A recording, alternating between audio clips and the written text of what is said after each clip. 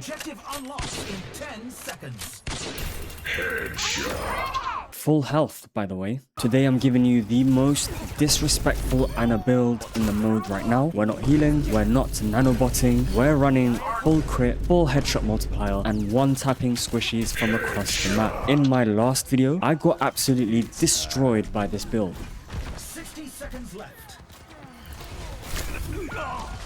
But with my almost 300 hours of Ana played, I did the only reasonable thing I could think of. I stole that build. Quick warning though, do not run this if your aim's not there. This is the build that makes DPS players check the kill feed twice and then check it again. I watch over you. Build code's in the description, let's break it down. So first round, we are going to go with pinpoint prescription, which will allow us to critically hit or headshot both allies and enemies. It is important that you try to headshot as much as possible when doing damage to farm cash for the end of round bonus. I take compensator here as weapon power is our main bread and butter, weapon grease for the attack speed, and the first aid kit to reduce the time before our life begins to regen. Foundation round, nothing flashy yet. So with this build, we can see that we're headshotting the enemy, which is a perk that you usually get later on. It's the major perk in the base game. But when healing, you can also headshot to get more healing done on your target ally. Okay, so round 2, we will take the nano nade power. This makes it so the biotic grenade applies nano boost with 25%, only a quarter effectiveness to all allies for 1.5 seconds. And we can see that here. It also applies on Ana herself. Quickscope is like a must-have for Ana. So this is the scoping speed without it. And with quickscope, as you can see, it's 200% faster. Zoom in, get more accurate crit, much faster. Scratch, you'll be fine. Then, depending on how the round went, I would always go for either aftermarket firing pin, nanobiotics. Depending on how much cash I have, if I had to prioritize one, I would prioritize nanobiotics and buy another green. So round 3 is when the loadout starts to shift. I usually drop weapon grease from my loadout as well as the first aid kit in favor of talent modification. I rarely have enough cash for field support. So if it's the case of me not having enough cash for field support, I will just go back in and pick up either weapon grease or aftermarket firing pin if I have the money. So a typical round 3 build will consist of about 4 blue items and 2 greens, depending on the situation. Okay, so round 4, we will take the power hour turn.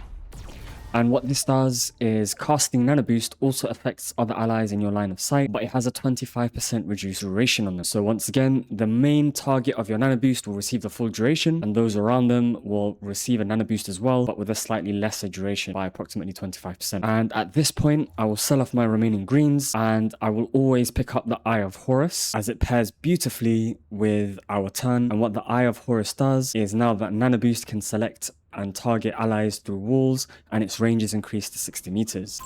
Eyes on a target. So 60 meters is actually quite far. This bot is 25 meters, and that bot furthest away, Targeting hostile. 60 meters is actually quite far. Okay, so I'm just going to hit the nano boost. Get in there. And this target here should receive the full duration, and this one should wear off a bit faster, as you can see there. So it will always be a fantastic idea to be aware of who you want to nano anyway. So if you are going to run a nano blade, or you are going to run a nano visor, you still want to target your hero of choice, but make sure everybody else is within line of sight, even if it is through walls, and the whole team can get a nano boost of slightly lesser duration, but the original target gets the full amount. Finish it off with a small nade if you want to top it off for a little bit further, and this build is starting to get quite dangerous. Depending on how much cash you have as well, I would also pick up a little purple here. I always go with the closer first, even though it is the most expensive out of the bunch here. However, if you are running low, Amari's Antidote is also a good choice. Commander's Clip can actually replace aftermarket firing pin, but the extra critical damage is absolutely essential on Ana. If we start to see how much damage this build does now, you can see at this range, it's off the charts. So round 5, the idea from now on is quite simple. Trade out any of your green and blue items for the upgraded purple versions. So we're going to start to work through these now. Usually I start with nanobiotics. Like I said, I'll take Amari's Antidote, and if I have the money, aftermarket firing pin will come out and Commander's Clip will go in. And if I have even more money after this, talent modification comes out and Eye of the Spider comes in. And this is basically the idea going from round 5 to round 6 to round 7. And at this range, the damage is basically just monstrous. Final power is going to be Falconer, which also gives 30% increased attack speed and 25% ultimate charge to our allies when they receive Nano Boost. You're powered up. Get in there. So from round 6 onwards, Nano Boost becomes a team winning ultimate. So in this first game, we absolutely roll the enemy team. I end with a 2k bounty, 23-0. But the craziest bit, I got play of the game as Anna. Anyone who's played the game for more than a few weeks knows just how difficult and rare play of the game as Anna really is. By the end, the enemy team just stops moving and waits for it all to end. Let me show you what broke them. Round 1. Fight!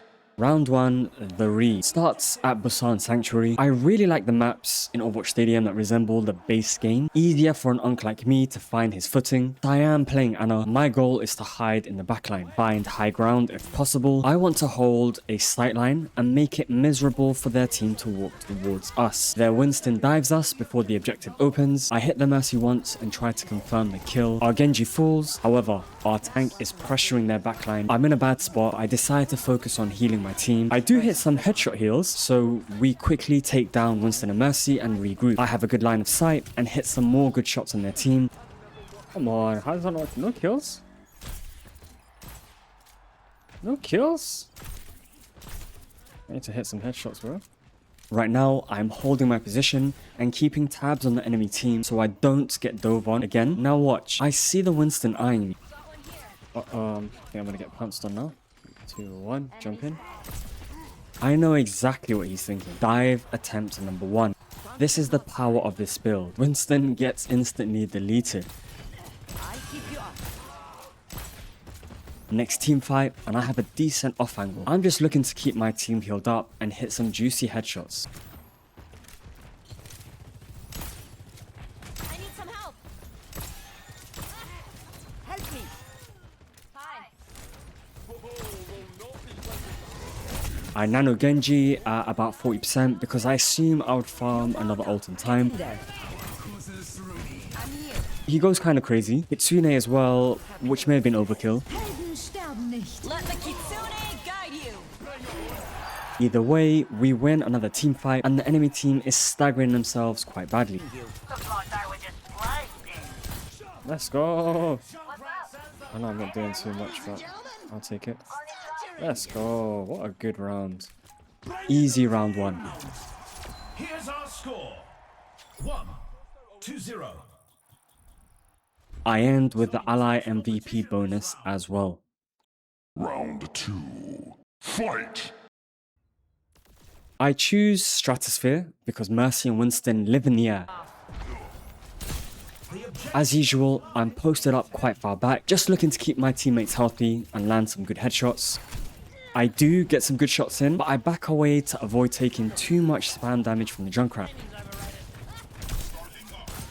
My team is doing really well, and so my job gets even easier. Sometimes less is more. Let's go. I'm not even healing anybody, like, I'm not even doing anything. Yeah, my team's carry. I don't know why. Like, why didn't I get these games at the beginning? As long as I don't die and I have good positioning, I am doing my job. My Hazard and Genji are a major thorn in their side. Yeah, getting some healing done. Dive attempts, well, I lose count somewhere around here. And before I even react, Junkrat's already deleted Winston for me. Oh, this Winston's feeding so bad. Once again, less is more, so I try to stay out of the way and poke their team down from range. They're almost at the finish line. Winston dives again. I miss literally every single cooldown I own. I'm here. Keep fighting. And he still dies for nothing. Let's get this party rolling. It's just clean up from here until the end of the round. The enemy team does not group up. They come at us one by one. Healing you. So when I accidentally ult my Fury instead of Genji, nobody even realizes. Kitsune guide you.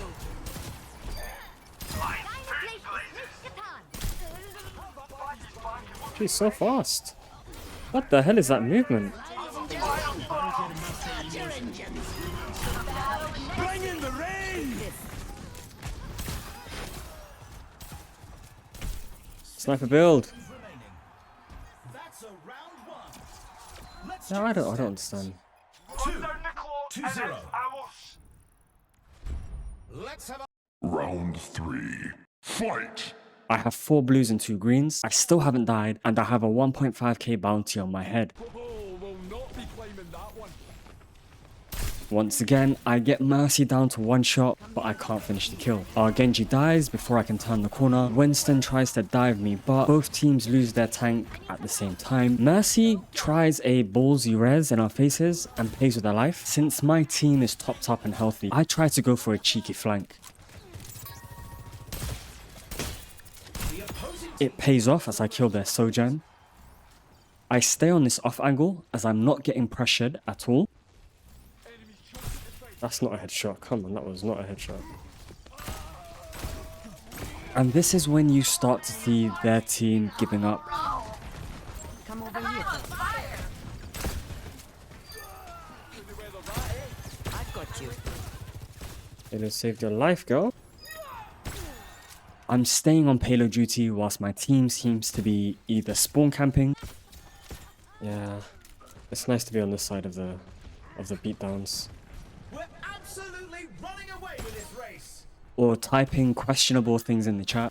Winston goes for his, I don't know, 41st unsuccessful dive. Our team is starting to play a bit too disrespectfully now. It looks like they're trying to take turns 1v5ing the enemy team in their spawn.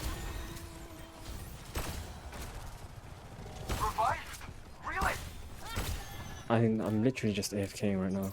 I ain't doing jack. Oh. You can hear my surprise as their Winston finally gets a 2k. The enemy team may be starting a comeback, but I sleep the Winston and then cut off any chance for a comeback single-handedly. Down goes Winston. I feel a war inside. Our team's flying into the final stretch. Down goes Sojourn. No shortage of work to do.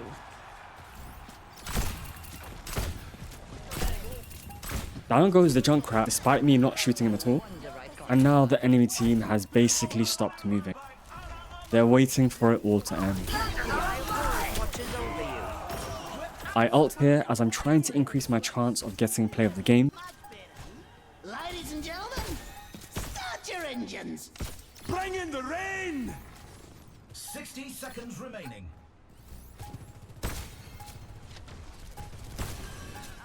Fire in the hole. Winston tries to touch for overtime, but I don't want to let him. 10 seconds left. Game is over and I have 0 death, 2.1k bounty. I am the match MVP with almost 34.4k total earnings over 3 rounds. This is the Anna's sniper build. Build code is here in the description. Don't make some DPS players confused. What hero am I breaking next? I feel like doing a tank as I've already done a DPS and a support. Got a few ideas already, but if you have something unhinged, I want to hear it. Comment it down below.